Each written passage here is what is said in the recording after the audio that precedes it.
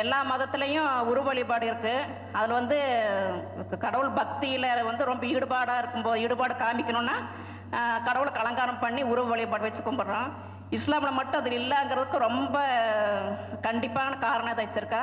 கண்டிப்பாக உருவ வழிபாடு கூடாதுங்கிற கண்டிஷன் இருக்கா. அப்படி இருந்தால் அதுக்கான காரணம் இதை வச்சிருக்குங்களா? சகோதரி அவர்களுக்கு ஏற்பட்டிருக்கிற சந்தேகம், எல்லா சமயங்கள்லையும் உருவ வழிபாடு இருக்கு, உருவ வழிபாடு இல்லாத ஒரே சமயம் இஸ்லாமாக இருக்கிறது. இதுக்கு ஏதாவது காரணம் இருக்கணும் இல்லையா? அதுக்கு என்ன காரணம்னு அவங்க தெரிஞ்சுக்கிற விரும்புறாங்க. நல்ல கேள்வி. எல்லோரும் பதில் அறிந்து கொள்ள வேண்டிய ஒரு கேள்வி, எல்லோருக்கும் வருகின்ற சந்தேகம் கூட. இந்த நூற்றாண்டிலே இல்லை, 15 நூற்றாண்டுகளுக்கு முன்னாலே, அதுக்கு முன்னாலேயும் இந்த உருவ வழிபாடு இஸ்லாமிய அமைப்பில் எப்போதுமே இருந்ததில்லை. இதுக்கு ஆழமான காரணம் இருக்கு. உருவ வழிபாடு எப்படி தோன்றியது, ஏன் தோன்றியது என்பதை அறிந்து கொண்டால் அது ஏன் இஸ்லாத்தில் வரவில்லை என்பதை உங்களாலே புரிந்து கொள்ள முடியும். ஆகவே உருவ வழிபாடு தோன்றிய விதம் என்ன,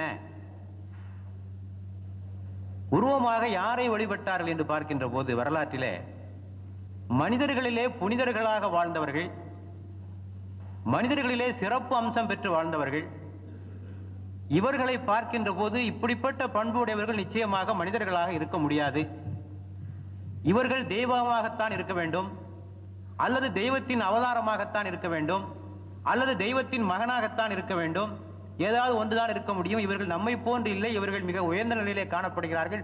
ஆகவே இவர்களை நாம் வழிபடுவோம் என்று அந்த உருவ வழிபாடு ஆரம்பித்திருக்கலாம்.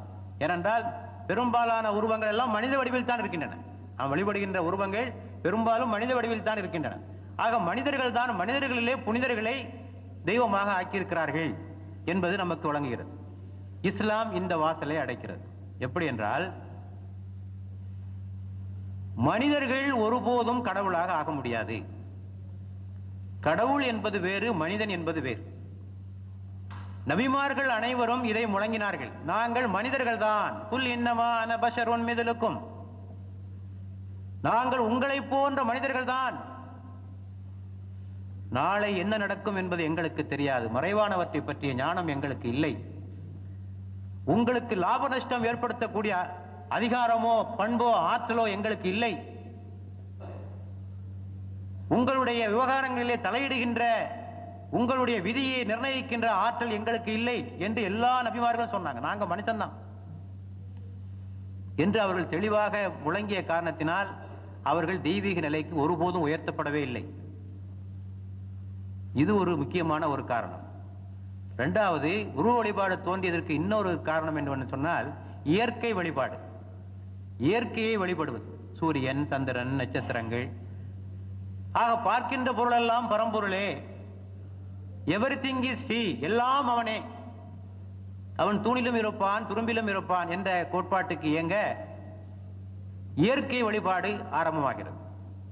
இஸ்லாம் என்ன சொல்லுகிறது என்று சொன்னால், படைத்தவனை வணங்கு, படைப்புக்களை வணங்காதே. படைத்தவனை வணங்கு, படைப்புக்களை வணங்காதே.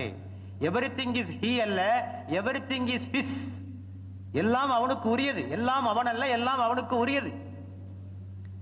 ஆக படைப்புக்கள் எப்படி கடவுளாக முடியும்? அவைகளே இன்னொன்றை சார்ந்து இருக்கின்ற போது, அந்த படைப்புக்களே இன்னொன்றை தேவை உடையவர்களாக இருக்கின்ற போது அவைகள் எப்படி கடவுளாக முடியும்? மரத்தை வழிபடுகிறான் என்று சொன்னால், மரம் வளர வேண்டும் என்றால் அதற்கு மண் வேண்டும், காற்று வேண்டும், உரம் வேண்டும், இன்னொன்றை சார்ந்து இருக்கிறது. சந்திரன் ஒளி கொடுக்க வேண்டும் என்றால் சூரியனிலிருந்து தான் வர வேண்டும். ஒன்று ஒன்றை சார்ந்து இருக்கிறது. இறைவன் என்று சொன்னால் அவன் எவனையும் சார்ந்து இருக்கக்கூடாது, அவன் தேவையற்றவனாக இருக்க வேண்டும், அவன் தான் இறைவனாக இருக்க முடியும். ஒன்றை சார்ந்து இருக்கின்றவன் தேவையுடையவனாக இருக்கவன் ஒருபோதும் கடவுளாக ஆக முடியாது. ஆகவே இயற்கைகள் எல்லாம் இறைவனுடைய படைப்புக்கள். ஆக படைத்தவனை படைப்புக்களை வணங்காதே, படைத்தவனை வணங்கு என்று சொல்லி அந்த வாசலையும் இஸ்லாம் அடைக்கிறது. மூன்றாவதாக உருவ வழிபாடு தோன்றுவதற்கு ஒரு காரணம், குட்டி தெய்வங்கள். கடவுளை நெருங்குவதற்கு சில ஆட்கள் தேவைப்படுகிறார்கள். கடவுளை நேரடியாக நெருங்க முடியாது.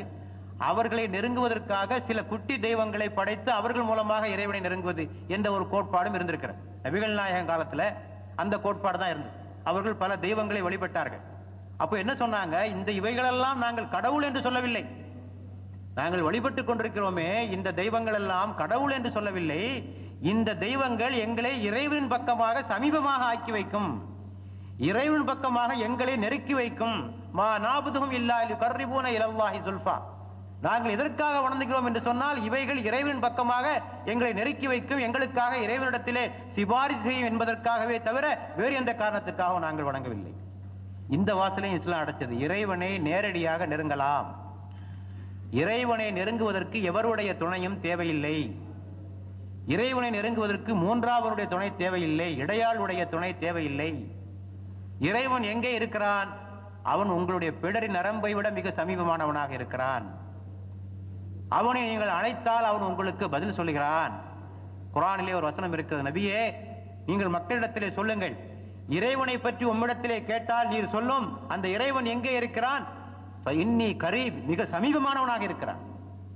ஆகவே இறைவனை நெருங்குவதற்கு நீங்கள் யாருடைய துணையும் அழைத்துக் கொண்டு போக வேண்டிய தேவையில்லை என்ற ஒரு கோட்பாட்டை சொல்லி அந்த வாசலையும் இஸ்லாம் அடைத்து விட்டது. ஆக இப்படி பல வழிகளிலே உருவ வழிபாடு தோன்றுவதற்கு எவையெல்லாம் காரணமாக இருந்ததோ அந்த வாசல்களை எல்லாம் இஸ்லாம் அடைத்து விட்டது. அத்தோடு உருவத்தை செய்வதற்கே இஸ்லாம் தடை விதித்து விட்டது. நபிகள் நாயகத்தில் உருவத்தை எங்கேயாவது பாக்குறீங்களா? படத்தை பாக்குறீங்களா? அவற்றுக்கே தடை விதித்து விட்டது இஸ்லாம். ஆக ஸ்கல்ப்சர் என்று சொல்லக்கூடிய சிற்பக்கலை இஸ்லாத்திலே உற்சாகப்படுத்தப்படவில்லை. ஆகவேதான் நீங்கள் பார்க்கின்றீர்கள், முஸ்லிம்கள் தங்களுடைய கலைத்திறனை எதிலே வெளிப்படுத்தினார்கள் என்று சொன்னால் கட்டிடக்கலைகளிலே. சிற்பக்கலையினுடைய வாசல் அவர்களுக்கு அடைக்கப்பட்ட காரணத்தினால் தங்களுடைய திறமைகளை கட்டிடக்கலைகளில் வெளிப்படுத்தினார்கள். ஆகவேதான் நாங்கள் பிரம்மாண்டமான கட்டிடங்களை, செங்கோட்டையை அல்லது ராஜ்மஹாலை இவற்றையெல்லாம் நீங்கள் பார்ப்பதற்கு காரணமே இந்த வாசல் அடைபட்ட காரணத்தினால் தங்களது கலைத்திறனை வெளிப்படுத்துவதற்காக அவர்கள் அவற்றை தேர்ந்தெடுத்துக் கொண்டார்கள். ஆக இப்படி பல வகைகளிலே உருவ வழிபாட்டிற்கான எல்லா வாசல்களையும் அடைத்து உருவ வழிபாடு இஸ்லாத்திற்குள் புக முடியாத ஒரு நிலை உருவாகிவிட்டது. ஆகவேதான் இன்று வரை வணங்கப்படாத ஒரு மத தலைவர் உண்டு என்று சொன்னால் அது முகமது அவர்கள் மட்டும்தான். உலகிலே தோன்றிய எல்லா மத தலைவர்களும் எப்படியோ கடவுளாக ஆக்கப்பட்டு விட்டார்கள். ஏன் கடவுளே இல்லை என்று சொன்ன புத்தர் கடவுளாக்கப்பட்டு விட்டார். அப்படி இருக்கையில் நபிகள் நாயகம் மட்டும்தான் இன்று வரை கடவுளாக்கப்படாமல் இறை தூதர் என்ற அந்தஸ்திலேயே இதுவரை போற்றப்பட்டிருப்பதற்கு இது போன்ற ஏற்பாடுகள் தான் காரணம் என்பதை நான் சொல்லிக்கொள்ள விரும்புகிறேன்.